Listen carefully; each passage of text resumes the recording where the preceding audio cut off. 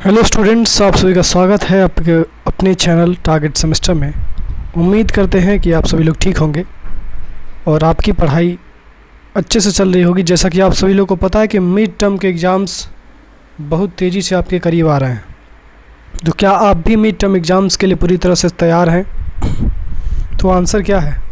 नहीं है, क्योंकि तैयारी हम कराते हैं और हम ही तैयार नहीं हैं। तो आप कैसे तैयार होंगे? हम तो तैयार हैं पूरी तरह से। उसके लिए आपको सारथी ज्वाइन करना पड़ेगा, ठीक है। तो सबसे पहले हम आपको इंट्रोड्यूस कराना चाहेंगे आपके सारथी 2.0 से।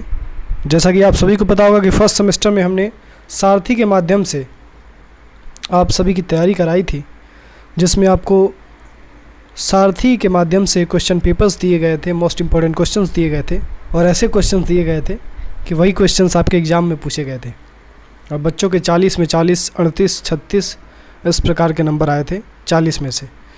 तो इस प्रकार से परफॉर्मेंस था आप सभी का सारथी फर्स्ट सेमेस्टर में। उम्मीद करते हैं कि सारथी सेकंड सेमेस्टर में उससे भी अच्छा परफॉर्मेंस हो।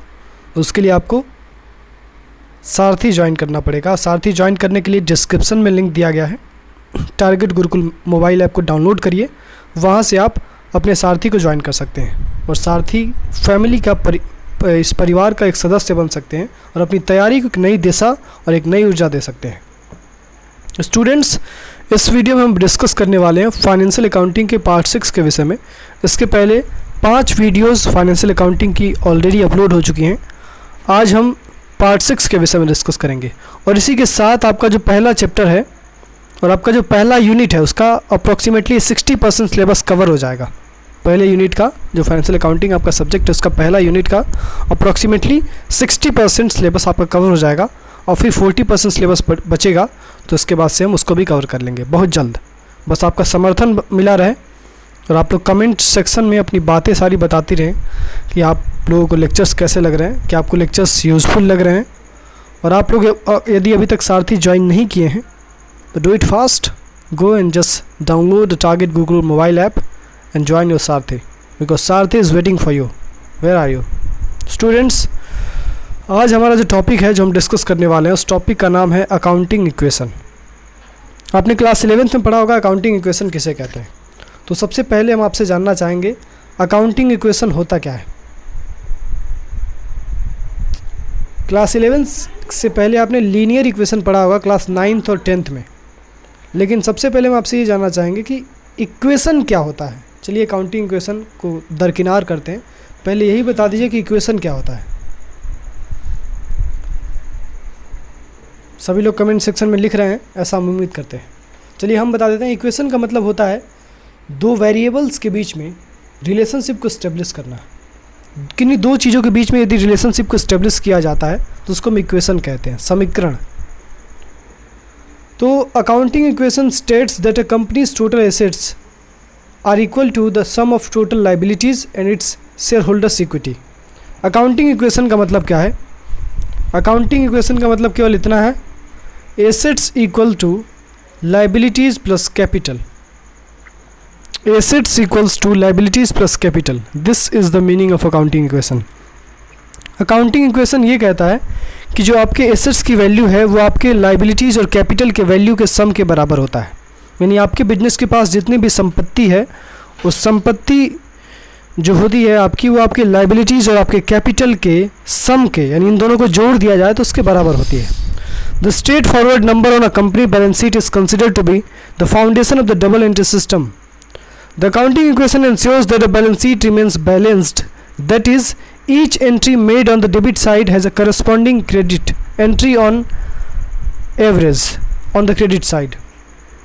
अब इसमें कहा गया है कि यदि हम सीधे सीधे कहें तो अकाउंटिंग इक्वेशन का मतलब ये है कि आपका जो बैलेंस शीट होता है,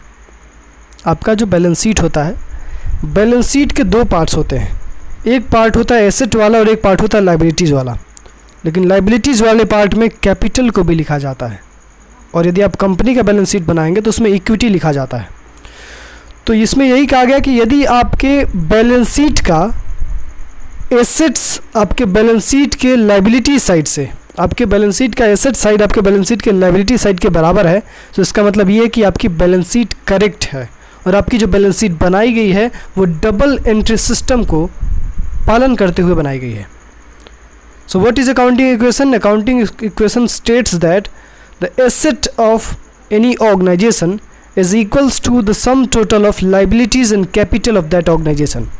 Or in other words, we can say that if your balance sheet is tallied, if the value of assets in your balance sheet is just equal to the value of liability side of your balance sheet, then it means your balance sheet is being prepared by following the double entry system of accounting. ये कहा जा रहा है इस particular topic में। The actuating, देखिए यहाँ पे एक्चुएटिंग नहीं है, अकाउंटिंग है। The accounting equation is also called as basic accounting equation. ये एक्चुएटिंग नहीं है, अकाउंटिंग है।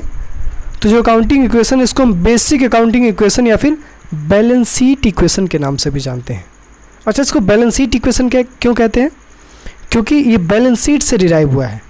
एसेट्स और लायबिलिटीज़ की बात कहाँ की जाती है? बैलेंस शीट में ही तो की जाती है। और उसमें यही कहा जा रहा है कि यदि आपके बैलेंस शीट के एसेट्स की वैल्यू आपके बैलेंस शीट के लायबिलिटी साइड के बराबर है, देन इट मीन्स आपका अकाउंटिंग इक्वेशन बैलेंस्ड है।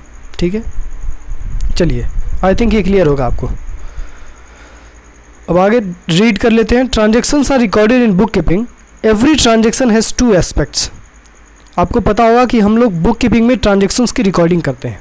अच्छा, एक क्वेश्चन आपसे हम छोटा सा पूछना चाहेंगे, what is basic difference between accounting and book keeping?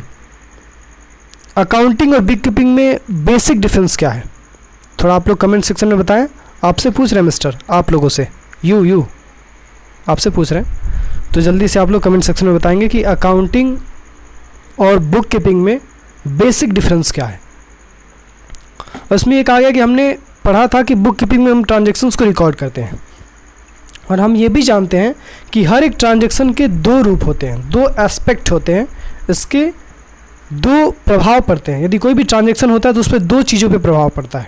इसी को हम डबल एंट्री सिस्टम कहते हैं। One is debited and another aspect is credited.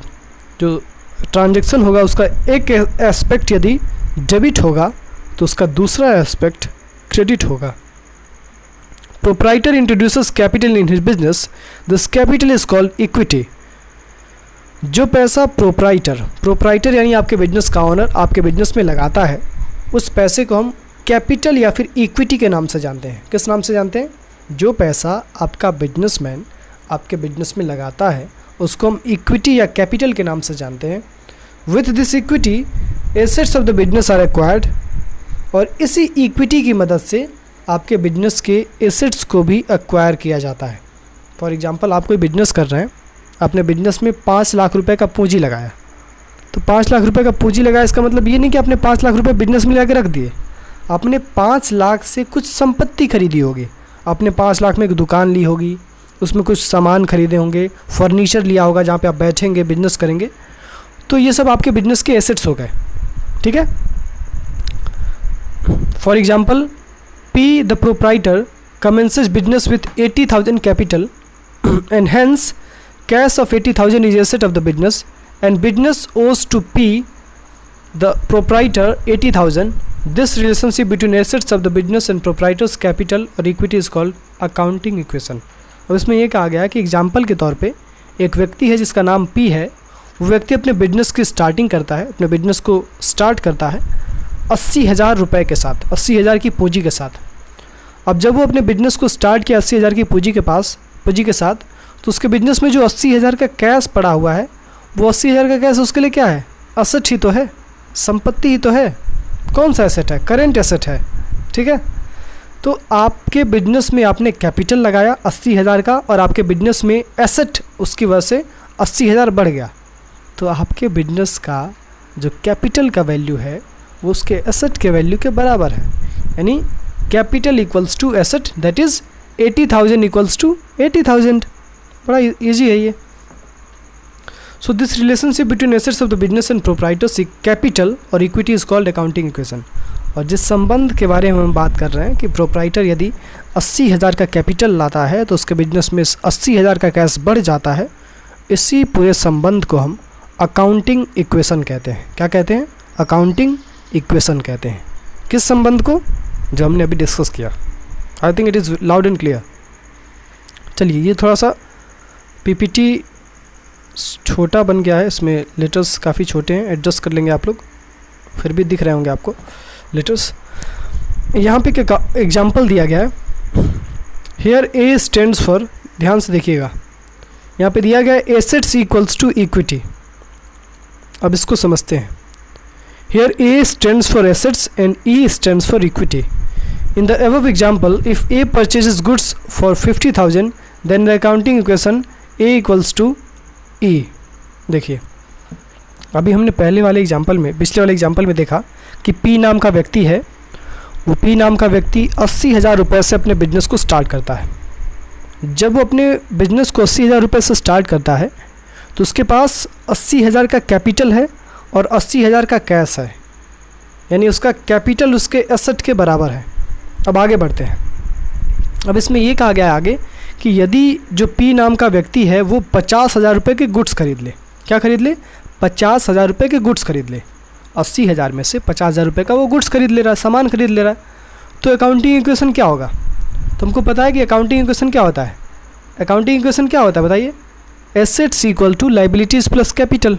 अब यहाँ पे लाइबिलिटी तो है नहीं, क्योंकि वो जो प्रोप्राइटर है वो अपने पैसे से ही बिजनेस को स्टार्ट कर रहा है, वो अपना ही कैपिटल लगा रहा है, किसी से लोन नहीं लिया अभी तक, किसी से कोई लाइबिलिटी नहीं लिया है। तो यहाँ पे इक्वेशन क्या बनेगा? आपको पता होगा जो आपके गुड्स होते हैं, क्या, जो आपके गुड्स होते हैं वो आपके बिजनेस के लिए असेट होते हैं, ठीक है? तो ध्यान से समझिएगा। अब आपने जब बिजनेस में गुड्स खरीदे तो आपके बिजनेस में एसेट बढ़ गया। पहले एसेट आपके पास कितना था? 80,000 का था, लेकिन वो किस फॉर्म में था? वो कैश के फॉर्म में था। समझिएगा, हमारे पास कैपिटल था 80,000 का, लिखने में थोड़ी सी हमको दिक्कत हो रही है, इसलिए हम आपको पीपीटी बना के देते हैं। चलिए दोबारा हम अच्छे से लिख के बता देते हैं आपको। फॉर एग्जांपल आपने 80,000 का, थोड़ा सा एडजस्ट करेंगे आप लोग, ये 8 है, ठीक है? 80,000 का आपने कैपिटल लगाया अपने बिजनेस में, और उस समय आपके पास 80,000 का कैश आ गया, ठीक है? 80,000 का कैपिटल लगाया तो 80,000 कैश आपके बिजनेस में बढ़ गया। अब आगे कहा गया कि इस 80,000 कैपिटल में से, ये जो आपके पास 80,000 का कैश था, कैपिटल नहीं, जो आपके पास 80,000 का कैश था, इसमें से आपने 50,000 कैश से गुड्स खरीद लिए। तो पहले देखिए आपके पास 80,000 का कैश था, कैश क्या है? एसेट ही तो है, ठीक है? गुड्स क्या है? गुड्स भी तो एसेट है।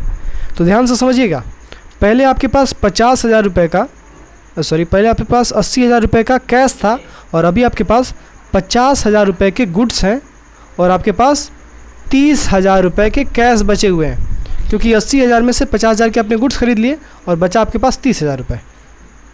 अब दोनों को जोड़िए, कितना हो रहा है? 80,000, और आपके पास बिजनेस में आपने कैपिटल कितना लगाया था? 80,000। यानी अकाउंटिंग इक्वेशन आपका बैलेंस्ड है। समझ रहे हैं आप लोग? कोई दिक्कत है? यदि कोई दिक्कत है तो आप लोग कमेंट सेक्शन में बता सकते हैं। आई थिंक दिक्कत तो नहीं होना चाहिए, हमने बहुत लेमन लैंग्वेज में आपको बताया है। फॉर एग्जांपल आगे इस एग्जांपल को कंटिन्यू किया गया। If P purchases some more goods of 20,000 on credit from mister X, ध्यान से देखिएगा, on credit from mister X, then the amount of 20,000 is payable to mister X, hence this amount is liability of the business. अब आपने 20,000 रुपये का सामान खरीदा x से, लेकिन अफसोस ये सामान आपने कैश में नहीं, ये सामान आपने क्रेडिट पे ख़रीदा। जब आपने सामान क्रेडिट पे ख़रीदा तो आपकी लाइबिलिटी बन गई है। क्या बन गई? ये आपकी लाइबिलिटी बन गई, क्योंकि आपको पैसा चुकाना है, आपको पैसा देना है। अब यहाँ पे अकाउंटिंग इक्वेशन क्या बनेगा? Here accounting equation will be, अब देखिए आपके पास, ध्यान से समझिएगा, आपके पास पहले से 50,000 रुपये के कैश थे, क्या था? 50,000 रुपये के गुड्स थे। ध्यान से समझिएगा, आपके पास पहले से 50,000 रुपये का गुड था, प्लस 30,000 रुपये का आपके पास कैश था, ठीक है? 80,000 शुरू में आपके पास कैश था जब आपने कैपिटल लगाया था, तो उसमें से आपने 50,000 रुपये का आपने गुड्स खरीद लिया।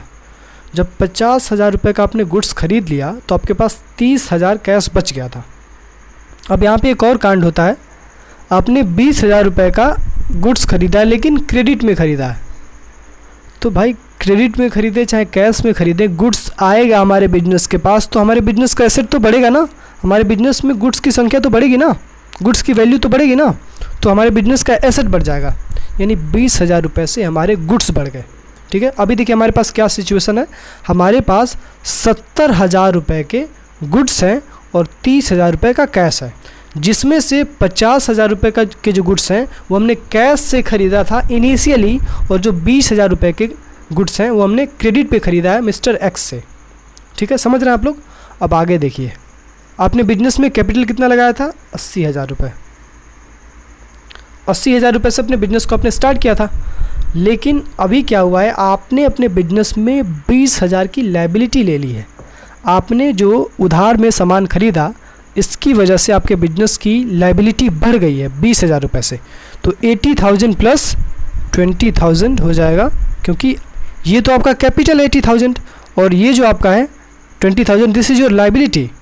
And we know asset equals to liabilities plus capital, asset equals to liabilities plus capital, and hence we have asset of 1 lakh rupees, and at the same time we have capital and liability of 80,000 and 20,000 rupees, which is together 1 lakh rupee। इसीलिए हम ये कहते हैं कि accounting equation आपका हमेशा balanced होना चाहिए। जितने आपके पास बिजनेस में एसेट्स होने चाहिए, ठीक उतनी ही लायबिलिटी और कैपिटल का सम होना चाहिए। लायबिलिटी और कैपिटल को जोड़ने पे एसेट की वैल्यू ही आनी चाहिए। क्लियर है। अब आगे देखते हैं। देखिए, अब इसमें और कुछ तो है नहीं बताने लायक आपके लिए, आगे डिस्कस कर लेते हैं। अब रूल्स के विषय में डिस्कस कर लेते हैं। Rules for accounting equation. Rules क्या है अकाउंटिंग इक्वेशन के लिए? Following rules help in making the accounting equation. देखिए, अगर कोई भी कंसेप्ट बनता है तो उस कंसेप्ट के बनने से पहले उसमें कुछ रूल्स होते हैं। ठीक उसी प्रकार अकाउंटिंग में भी कुछ रूल्स हैं। अब कौन कौन से रूल्स हैं हम लोग देखते हैं। सबसे पहला रूल इसमें लिखा गया है कैपिटल का, ध्यान से समझिएगा।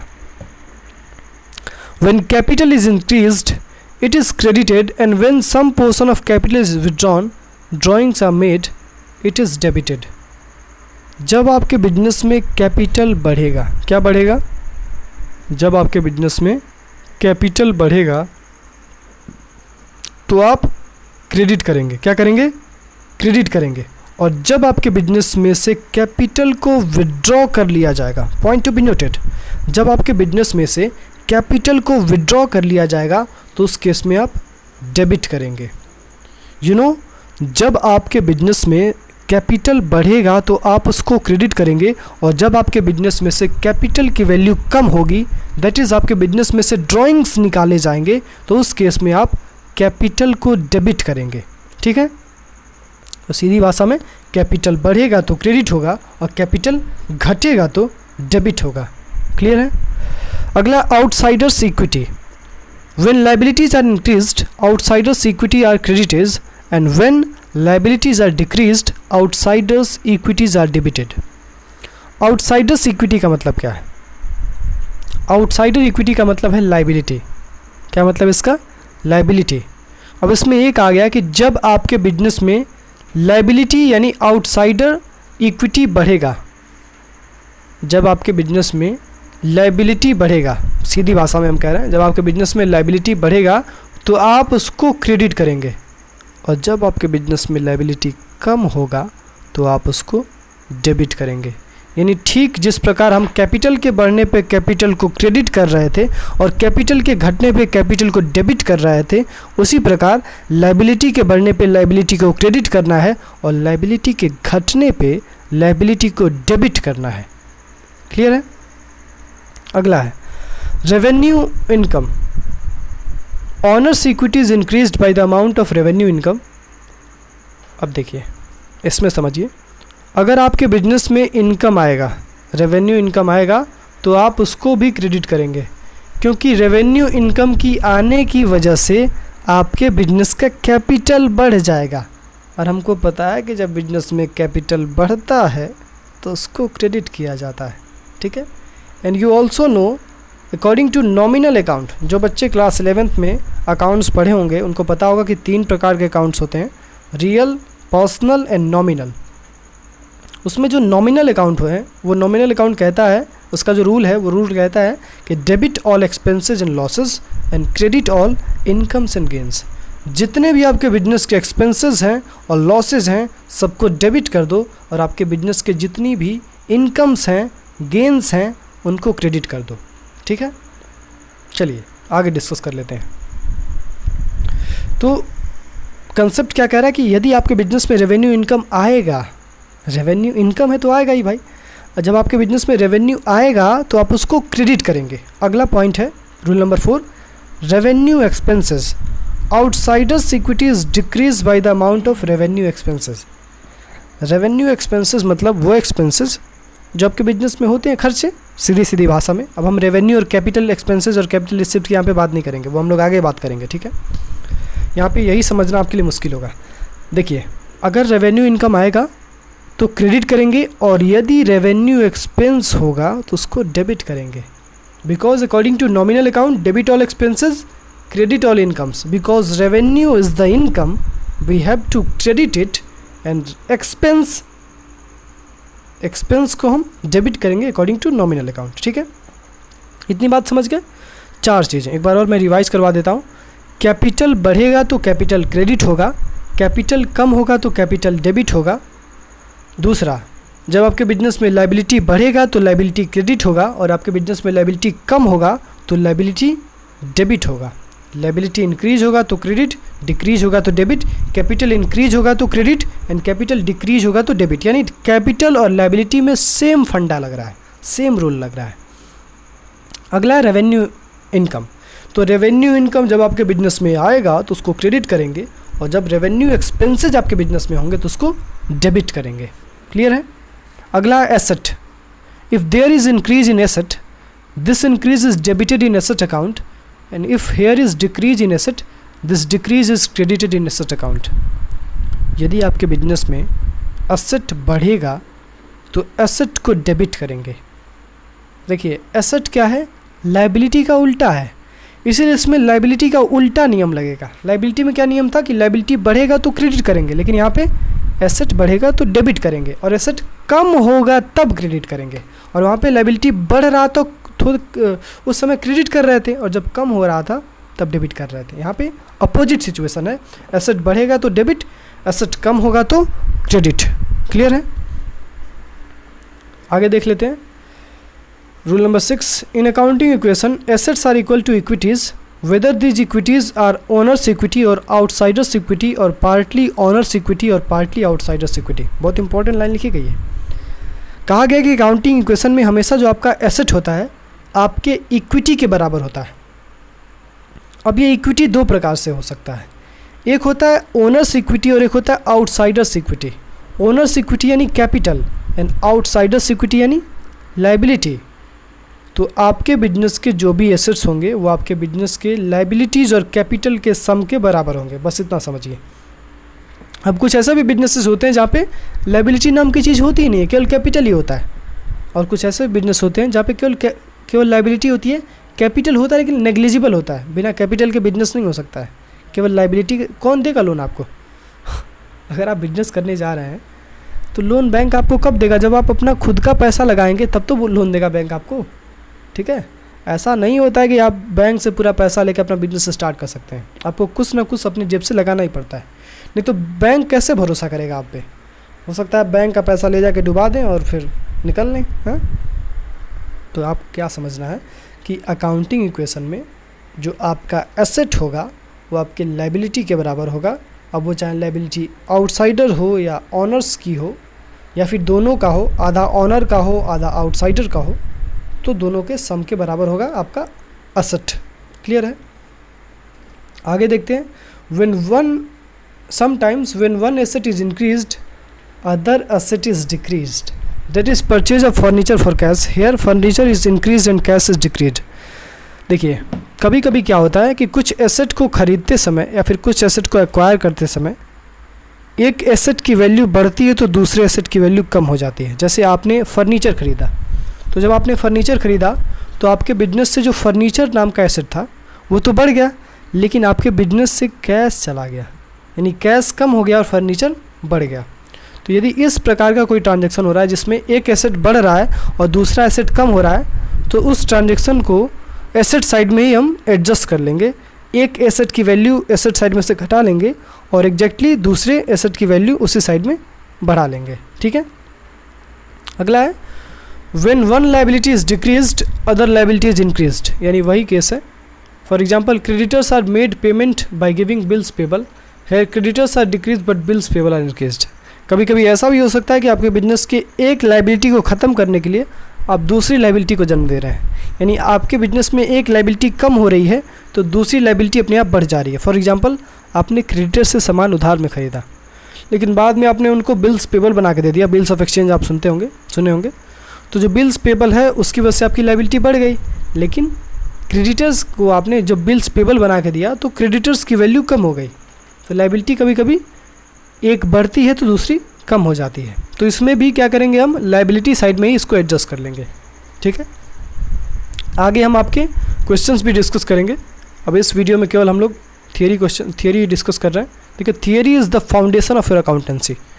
जब तक आपकी थियरी क्लियर नहीं है आपसे एक भी न्यूमेरिकल हिलने वाला नहीं है, क्योंकि कंसेप्ट थियरी से ही आपको मिलेगा। ठीक है, चलिए आगे देखते हैं। Rule number 10, when one liability is increased other liability is decreased. For example in case of dishonor of bills payment, bills payable account is debited and creditors account is credited, thus the amount of creditors is increased and the amount of bills payable is decreased। कभी कभी ऐसा भी हो सकता है कि जब एक लायबिलिटी बढ़े तो दूसरी लायबिलिटी घट जाए। फॉर एग्जांपल आपका जो बिल्स पेबल था वो डिसऑनर हो गया। जब आपका बिल्स पेबल डिसऑनर हो गया तो आपका क्रेडिटर की वैल्यू बढ़ गई। पहले हमने क्या किया था, क्रेडिटर्स को बिल्स पेबल दिया था। जब क्रेडिटर्स को हमने बिल्स पेबल दिया था तो क्रेडिटर्स की वैल्यू ख़त्म हो गई थी, यानी क्रेडिटर्स जो लायबिलिटी थी क्रेडिटर्स नाम की वो तो कम हो गई थी, लेकिन बिल्स पेबल नाम की लायबिलिटी बढ़ गई थी। अब यहाँ पे उल्टा सिचुएशन हो गया, आपने जो बिल्स पेबल क्रेडिटर्स को दिया था वो बिल्स पेबल डिसऑनर हो गया, यानी वो किसी काम का नहीं है। अब उसके बेसिस पे आपको पेमेंट नहीं रिसीव होने वाला है, आपको नहीं, क्रेडिटर को। तो बिल्स जब डिसऑनर हो गया आपका तो अब क्रेडिटर की वैल्यू बढ़ जाएगी। समझ रहे हैं आप लोग? ठीक है, समझ में आ रहा है? यदि नहीं आ रहा है तो आप लोग कमेंट सेक्शन में पूछ सकते हैं। थोड़ा सा कंसेप्चुअल है, न्यूमेरिकल करेंगे तो और ज़्यादा समझ में आएगा। अभी पहले हम लोग मिड टर्म के हिसाब से पढ़ रहे हैं, तो इसीलिए हम ज़्यादा फोकस इस पे कर रहे हैं कि आपके सब्जेक्ट का जो भी थियरी है वो कंप्लीट हो जाए, क्योंकि 90% क्वेश्चन थियरी से ही बनते हैं मिड टर्म में। अगला है, if asset is increased liability is also increased. As furniture is purchased on credit, here furniture is increased but amount of creditors is also increased. यदि आपका एसेट इंक्रीज होता है तो आपकी लायबिलिटीज़ भी इंक्रीज हो जाती है। कभी कभी ऐसा होता है कि आपका एसेट तो इंक्रीज होता है लेकिन उसकी वजह से आपकी लायबिलिटी इंक्रीज हो जाती है। एग्जांपल हम आपको समझाना चाहेंगे। जैसे आप गए अपने होलसेलर से आपने 20,000 रुपये का सामान ख़रीदा और आप कहे कि देखिए साहब, ये जो हमने सामान ख़रीदा है इसका कैश हम आपको 2 महीने बाद दे देंगे। अब ध्यान से समझिएगा, आपके बिजनेस में 20,000 के गुड्स आज बढ़ जाएंगे लेकिन आपको पेमेंट 2 महीने बाद करना है। तो गुड्स तो आ गए आपके पास, एसेट तो आपका बढ़ गया, लेकिन इसके चक्कर में आपके बिजनेस की लायबिलिटी भी बढ़ गई, क्योंकि 2 महीने बाद आपको उसको पेमेंट करना है, आपने इंस्टेंट पेमेंट नहीं किया है। क्लियर है स्टूडेंट? तो कभी कभी ऐसा भी हो सकता है कि यदि एक एसेट बढ़े तो लायबिलिटी भी बढ़ जाए। दूसरा कंडीशन क्या है, rule number 12, if an asset is decreased liability is also decreased as cash paid to creditors, here cash is decreased and amount of creditors is also decreased। क्या बात है, गजब बात कही गई है। कभी कभी ऐसा भी हो सकता है कि आपका एसेट डिक्रीज हो जाए और उसके रिजल्ट में, यानी उसके परिणाम स्वरूप आपके बिजनेस की लायबिलिटी भी डिक्रीज हो जाए, यानी दोनों डिक्रीज हो जाएगा। आपका एसेट भी डिक्रीज हो जाएगा और आपकी लायबिलिटी भी डिक्रीज हो जाएगी। कैसे? जैसे आपने जिस क्रेडिटर से उधार में सामान 20,000 रुपये का ख़रीदा था, आपने 2 महीने बाद उसको पेमेंट किया। जब आपने उसको 2 महीने बाद पेमेंट किया तो आपके बिजनेस से कैश कम हो गया, and at the same time आपके बिजनेस में जो लायबिलिटी थी क्रेडिटर नाम की वो भी कम हो गई। तो कभी कभी ऐसा भी हो सकता है कि आपका एसेट भी कम हो जाए और आपकी लायबिलिटी भी कम हो जाए। ठीक है, अब कंक्लूजन देख लेते हैं। अभी हम एक बार आपको रिवाइज करवा देंगे। ठीक है, कंक्लूजन क्या है, recording of all business transactions creates accounting equation, यानी आपके बिजनेस में जितने भी ट्रांजैक्शंस रिकॉर्ड किए जाते हैं सब के सब ट्रांजैक्शन की वजह से एक ना एक अकाउंटिंग इक्वेशन बनता है और अकाउंटिंग इक्वेशन बैलेंस भी हो जाता है। End of whole accounting record is balance sheet, यानी आपका जो पूरे अकाउंटिंग का प्रोसेस होता है उसका एंड आउटपुट जो होता है वो बैलेंस शीट और प्रॉफिट एंड लॉस अकाउंट होता है, आपको पता ही है।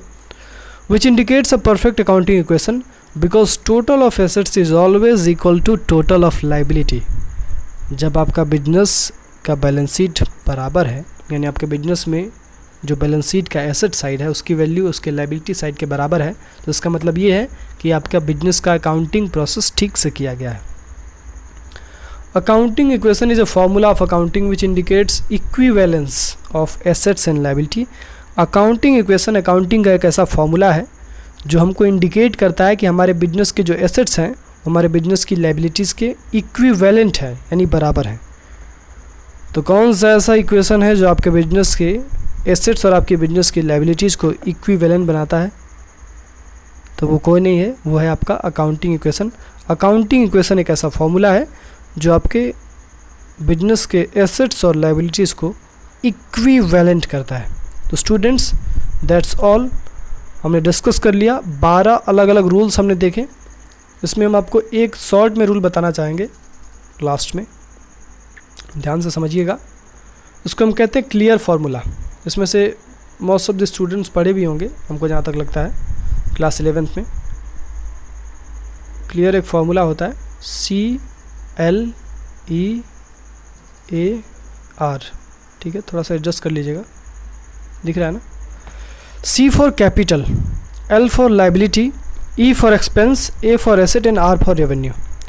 ये क्लियर फार्मूला आपके अकाउंटिंग इक्वेशन में बहुत आपकी मदद करने वाला है।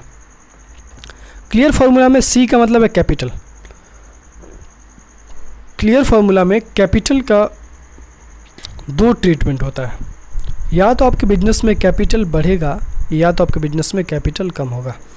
यदि आपके बिजनेस में कैपिटल बढ़ेगा तो उसको क्रेडिट करेंगे और यदि कम होगा तो डेबिट करेंगे। ध्यान से समझिएगा, यदि आपके बिजनेस में कैपिटल बढ़ेगा तो क्रेडिट करेंगे और यदि कम होगा तो डेबिट करेंगे। सी क्लियर हो गया। अब एल की बात करते हैं, एक एक करके बात कर लेते हैं। एल का मतलब है लाइबिलिटीज़। एल का मतलब क्या है? लाइबिलिटीज़, जो चुकाना है, जो देना है, जो वापस करना है। तो लाइबिलिटीज़ का भी फॉर्मूला है। अगर लाइबिलिटीज़ आपके बिजनेस में बढ़ती हैं तो उसको क्रेडिट करना है, यदि कम होती हैं तो उसको डेबिट करना है। यानी यदि आपके बिजनेस में लाइबिलिटी बढ़ेगी तो उसको क्रेडिट करेंगे और यदि आपके बिजनेस में लाइबिलिटी कम होगी तो उसको डेबिट करेंगे। अगला है ई फॉर एक्सपेंस। यदि आपके बिजनेस में एक्सपेंस होगा तो उसको डेबिट करेंगे। बस इतना समझिए, इसमें बढ़ने घटने की बात करनी ही नहीं है। यदि आपके बिजनेस में एक्सपेंस होगा तो उसको डेबिट करेंगे, ठीक है। अगला ए फॉर एसेट। यदि आपके बिजनेस में एसेट बढ़ेगा तो उसको डेबिट करेंगे। ध्यान से समझिएगा, यदि आपके बिजनेस में एसेट बढ़ेगा तो उसको डेबिट करेंगे और यदि एसेट कम होगा तो उसको क्रेडिट करेंगे। यानी एसेट के बढ़ने को डेबिट करेंगे और एसेट को के कम होने को क्रेडिट करेंगे। I think it is loud and clear. And last one is R for revenue. यदि आपके बिजनेस में रेवेन्यू यानी इनकम बढ़ेगा तो डेबिट करेंगे, यानी आएगा इनकम तो डेबिट करेंगे, क्रेडिट करेंगे, सॉरी। यदि आपके बिजनेस में इनकम आएगा तो उसको हम क्रेडिट करेंगे, because according to nominal account we know credit all incomes and gains and debit all expenses and losses. So that's all students. आप लोग ज़रूर बताएं कि आपको लेक्चर्स कैसे लग रहे हैं, कि आपके लिए लेक्चर्स यूज़फुल हैं। Are you satisfied with our efforts? Do you want more? यदि आप और भी चाहते हैं तो आपके लिए पूरी शिद्दत के साथ हम लोग मेहनत करने के लिए तैयार हैं। बस एक विनती है आपसे, आपकी भलाई के लिए, आपके सेकंड सेमेस्टर में आपकी अच्छी परफॉर्मेंस के लिए, कि आप लोग सारथी को ज्वाइन कर लीजिए and then you will see your performance level. If you join Sarathi and then you will going to rock in this exam, ठीक है। तो आपका सेकंड सेमेस्टर का में एग्ज़ाम में यदि आपको टॉप करने का इरादा है या फिर अच्छे नंबर से पास होने का इरादा है तो this is Sarathi presented for you. So join the Sarathi as soon as possible. So that's all students, मिलते हैं अगले लेक्चर में। तब तक जो स्टूडेंट्स इसके पहले के लेक्चर्स को नहीं देखे हैं वो अभी जाएं और सारे के सारे लेक्चर्स को देखें जो पहले से लेक्चर्स कवर हो चुके हैं। और जो स्टूडेंट्स पहली बार चैनल पे आए हैं वो टारगेट सेमेस्टर चैनल को सब्सक्राइब करें। डिस्क्रिप्शन में लिंक दिया गया है, टारगेट गुरुकुल मोबाइल ऐप को डाउनलोड करें और वहाँ से जाके आप अपने इस प्यारे प्यारे सारथी को ज्वाइन कर सकते हैं और सेकंड सेमेस्टर में तहलका मचा सकते हैं, झंडा गाड़ सकते हैं अपनी सफलता का। तो स्टूडेंट्स उम्मीद करते हैं कि आप लोग अभी जाएंगे और टारगेट गुरुकुल मोबाइल ऐप ज़रूर डाउनलोड करेंगे, क्योंकि वहाँ पे हम लोग आपको कुछ फ्री कंटेंट भी देते हैं और पेड कंटेंट भी देते हैं। ठीक है, तो पेड कंटेंट जल्दी से ज्वाइन कर लीजिए। फ्री में क्या क्या चाहते हो, ठीक है, फ्री में आपको लेक्चर्स भी मिल रहा है। अब मोस्ट इंपॉर्टेंट क्वेश्चंस के लिए आपको सारथी ज्वाइन करना ही पड़ेगा। दैट्स ऑल स्टूडेंट्स, मिलते हैं अगले लेक्चर में।